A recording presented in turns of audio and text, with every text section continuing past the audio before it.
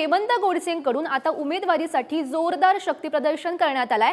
शेकडो कार्यकर्त्यांसह गोडसे मुख्यमंत्र्यांच्या निवासस्थानी पोहोचले आणि नाशिकच्या उमेदवारीसाठी खरं तर जोरदार रस्सीखेच सुरू आहे आणि उमेदवारीसाठी शांतिगिरी महाराजांच्याही भेटीगाठी होत आहेत। शांतिगिरी महाराज अपक्ष लढणार की राज्य पक्षाची उमेदवारी त्यांना मिळणार हे पाहणं सुद्धा महत्त्वाचं ठरणार आहे आणि नाशिकचं चित्र अद्यापही अस्पष्ट असल्याचं पाहायला मिळत आहे।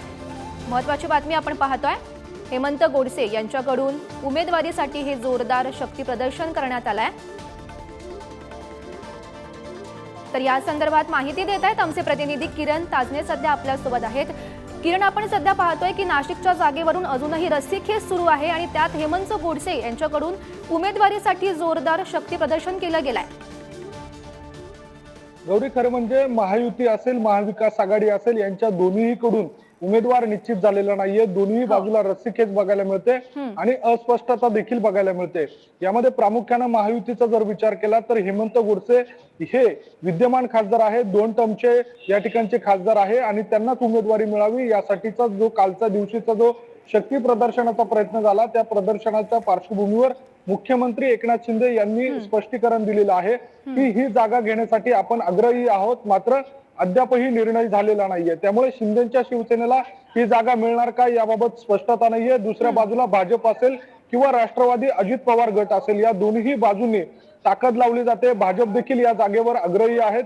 दुसऱ्या बाजूला भुजबळांकडून देखील दावा करण्यात आला होता की उत्तर महाराष्ट्रापैकी ज्या 8 जागा आहेत त्या 8 जागांपैकी 6 जागा या भाजपला देण्यात आलेल्या आहेत, तर दुसरी 2 जागा राहिलेल्या आहेत त्यामध्ये शिर्डी आणि नाशिक लोकसभा।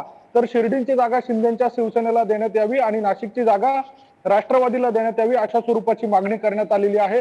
त्यामुळे दुसऱ्या बाजूला शांतिगिरी महाराज हे देखील महायुतीकडनं इच्छुक आहे आणि त्यांच्याकडनं देखील मागील काळामध्ये मुख्यमंत्री एकनाथ शिंदे यांची भेट घेण्यात आली होती।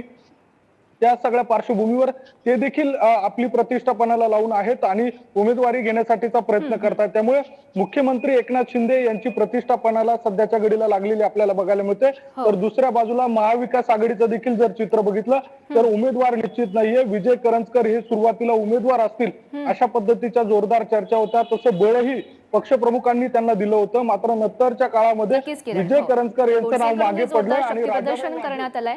किरण, धन्यवाद दिलेल्या या सविस्तर माहितीसाठी।